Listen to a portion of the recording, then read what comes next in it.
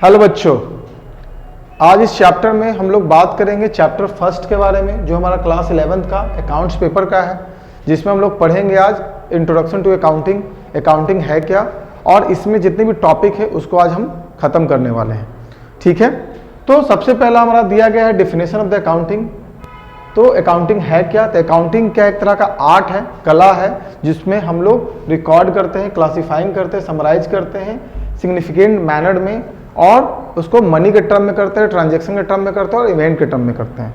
जो डेफिनेशन है वो दिया गया AICPA यानी American institute and certified public accountant के द्वारा। तो हम लोग मेन इंपॉर्टेंट पॉइंट यहाँ पर जो है आपका रिकॉर्डिंग है, क्लासिफाइंग है और समराइजिंग है। तो इसे हम लोग फीचर्स ऑफ अकाउंटिंग भी कहते हैं। ठीक है ना। तो रिकॉर्डिंग करते किस चीज का है? ठीक है ना। तो रिकॉर्डिंग हम लोग करते हैं बिजनेस ट्रांजैक्शन के बारे में। ठीक ना, बिजनेस ट्रांजैक्शन का, यानी जो भी बिजनेस में ट्रांजैक्शन होते हैं, जैसे परचेज सेल का, उसका हम लोग रिकॉर्डिंग यहाँ पर करते हैं। ठीक है ना कि पर्सनल लाइफ में जो आपका ट्रांजैक्शन होता है, जैसे आप अपनी गर्लफ्रेंड से कुछ ट्रांजैक्शन किए, जैसे आप कुछ गर्लफ्रेंड को गिफ्ट दिए। ठीक है ना, तो गर्लफ्रेंड से जो गिफ्ट दिया आपने, उसके बिहाफ पे आपको कुछ रिसीव नहीं होता है। ठीक है ना, आपके माता पिता से जो प्यार मिलता है, ठीक है ना, वो एक तरह का ट्रांजैक्शन नहीं होता है। ठीक है ना, यहाँ पर सिर्फ हम लोग जो रिकॉर्ड करते हैं रिकॉर्डिंग में, वो बिजनेस ट्रांजैक्शन होता है, चाहे वो प्रॉफिट मेकिंग कंपनी हो या not for profit making company है। अब इसका मतलब क्या हुआ कि भाई प्रॉफिट मेकिंग कंपनी क्या होता है और नॉट फॉर प्रॉफिट मेकिंग क्या होता है, तो इसको हम लोग देखते हैं। तो ऑर्गेनाइजेशन के बारे में जानते हैं। तो टाइप्स ऑफ ऑर्गेनाइजेशन दो तरह का होता है, एक आपका प्रॉफिट मेकिंग ऑर्गेनाइजेशन होता है और दूसरा आपका होता है not for profit making organization. तो प्रॉफिट मेकिंग ऑर्गेनाइजेशन का मतलब होता है वैसा ऑर्गेनाइजेशन, वैसा संस्था, वैसा बिजनेस जिसमें मेन मोटिव ऑनर का, मालिक का जो होता है वो पैसा कमाना होता है, ज्यादा से ज्यादा सेल करके। ठीक है ना, उसको मेन मोटिव होता है पैसा कमाना होता है। और not for profit making organization का मतलब होता है वैसी संस्था जिसको समाज में सर्विस प्रोवाइड देना हो, फ्री ऑफ सर्विस, जैसे रिलीजियस जो ट्रस्ट होते हैं, ठीक है ना, ऑर्फन ट्रस्ट होते हैं, ओल्ड एज होम जो चलाने वाले लोग हैं, वो सब क्या करते हैं, फ्री ऑफ कॉस्ट हमें फ्री ऑफ कॉस्ट समाज को सर्विस देते हैं। जैसे गवर्नमेंट के द्वारा आपका जो हॉस्पिटल है वहां पे भी फ्री सर्विस दिया जाता है, गवर्नमेंट द्वारा कोई पैसा नहीं लिया जाता है। प्रॉफिट मेकिंग का एग्जांपल हम लोग देखते हैं, टाटा हो गया, रिलायंस हो गया, आदित्य बिरला ग्रुप हो गया, ये सब क्या करते हैं, ये सब जो भी सामान बेचते हैं उसके बिहाफ में पैसा लेते हैं। तो इन दोनों हम समझ गए, तो इन दोनों में ट्रांजेक्शन होता है। ठीक है ना, इन दोनों में ट्रांजेक्शन हो, दोनों ट्रांजेक्शन को हम लोग यहाँ पर रिकॉर्ड करते हैं। ऐसा ही नहीं कि जो प्रॉफिट कमाते बिजनेस, ठीक है ना, उसमें ही सिर्फ ट्रांजेक्शन होता है, ऐसा नहीं है। ठीक है ना, कि not for profit making organisation sir, कि not for profit making organisation sir, उसमें तो सिर्फ सर फ्री ऑफ सर्विस दिया जाता है। ठीक है ना, तो उसमें क्या ट्रांजेक्शन होगा, ऐसा नहीं है, क्योंकि उसमें भी ट्रांजेक्शन होते हैं, जिसको भी सर्विस प्रोवाइड किया जाता है फ्री ऑफ कॉस्ट में, ठीक है ना, वो उसमें भी ट्रांजेक्शन का रिकॉर्ड हम लोग प्रॉपर वे में करते हैं। अब बात होगी रिकॉर्डिंग हम लोग समझ गए, अब बात करते हैं क्लासिफाइंग की। क्लासिफाइंग है क्या?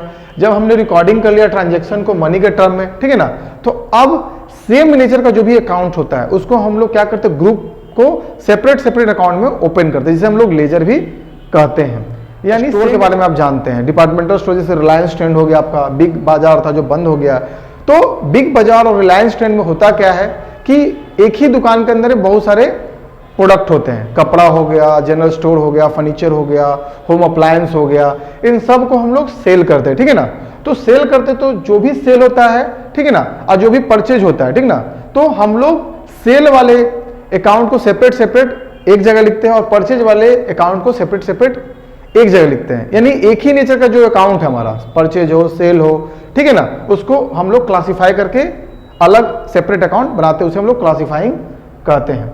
समराइजिंग बचा हुआ आपका, तो समराइजिंग का मतलब होता है कि इन दोनों रिकॉर्डिंग और क्लासिफाइंग करने के बाद इसको प्रेजेंट कैसे करना है, कैसे करना है, ऐसे लिख देना है रफ कॉपी पे नहीं, इसको एक फॉर्मेट आता है, हर एक चीज का फॉर्मेट आता है, जैसे जर्नल एंट्री का फॉर्मेट आता है, आपका लेजर का फॉर्मेट आता है, तो उस फॉर्मेट को आपको सीरियल वाइज कैसे लिखना है वो समराइजिंग के अंदर में आता है।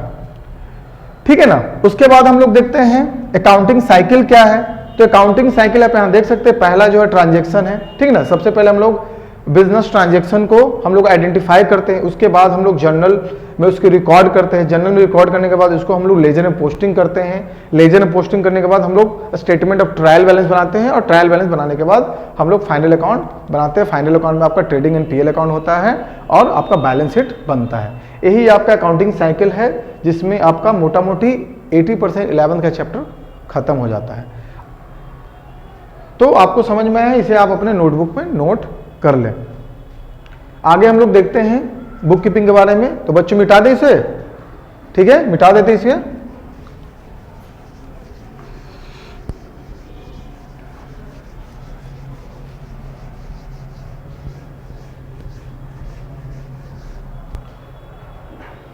टॉपिक के बारे में अब बात करते हैं, बुक कीपिंग क्या है, अकाउंटिंग क्या है और अकाउंटेंसी है क्या, ठीक है ना। तो बुक कीपिंग कहते किसे है, तो book keeping is an art of recording in the books of account the monetary aspect and commercial and financial transaction, ठीक है ना। तो बुक कीपिंग भी क्या एक तरह कला है जिसमें हम क्या करते हैं, रिकॉर्ड करते हैं अकाउंट्स के बुक्स में। किस एस्पेक्ट में, मोनेटरी एस्पेक्ट। मोनेटरी एस्पेक्ट का मतलब होता है मनी के टर्म में होता है, जिसमें हम लोग कमर्शियल और फाइनेंशियल ट्रांजेक्शन को रिकॉर्ड करते हैं। यानी यहाँ पे भी साफ साफ बोला गया कि बुक कीपिंग में भी आपका कॉमर्शियल और financial transaction in business related जो भी ट्रांजैक्शन है उसको मनी के टर्म में यानी मॉनेटरी एस्पेक्ट के टर्म में हम लोग रिकॉर्ड करते हैं, उसे हम लोग बुक कीपिंग कहते हैं, ठीक है ना। अब बात करते हैं अकाउंटिंग की। तो अकाउंटिंग कहते किसे है, तो जब हमारा बुक कीपिंग खत्म होता है तब हमारा अकाउंटिंग स्टार्ट होता है। यहाँ पर साफ साफ लिखा गया है कि accounting start where book keeping ends, यानी जब बुक कीपिंग आपका समाप्त होता है तो आपका अकाउंटिंग स्टार्ट होता है। इसमें भी कुछ कुछ एक्टिविटीज होते हैं जिसमें आपका ट्रेडिंग पीएल और बैलेंस शीट बनाया जाता है और communicate the information to the interested party, ने जो भी इंटरेस्टेड पार्टीज है, ठीक है ना, उनको यहां पर कम्युनिकेट किया जाता है। अब बात करें अकाउंटेंसी की, तो अकाउंटेंसी किसे कहते हैं, तो अकाउंटेंसी रेफर करता है to a systematic knowledge of the accounting concern with the principle and techniques. यानी क्या करता है, कंसर्न किससे रिलेटेड होता है, principle and techniques which are applied in accounting. यानी जो भी आपका प्रिंसिपल यानी जो भी आपका सिद्धांत होता है, ठीक है ना, और जो भी आपका टेक्निक होता है जिसे हम लोग अकाउंटिंग में वो मेथड के रूप में अप्लाई करते हैं, उसे हम लोग अकाउंटेंसी कहते हैं, ठीक है ना। तो हमने यहाँ पर यह समझ लिया कि बुक कीपिंग क्या है, हमने यह समझ लिया कि अकाउंटिंग क्या है, अकाउंटेंसी क्या है, ठीक है ना। तो इसे आप नोट कर लें, ठीक है ना। नेक्स्ट वीडियो में हम लोग चैप्टर 2 को खत्म करेंगे क्योंकि हमारा चैप्टर 1 समाप्त हो गया है।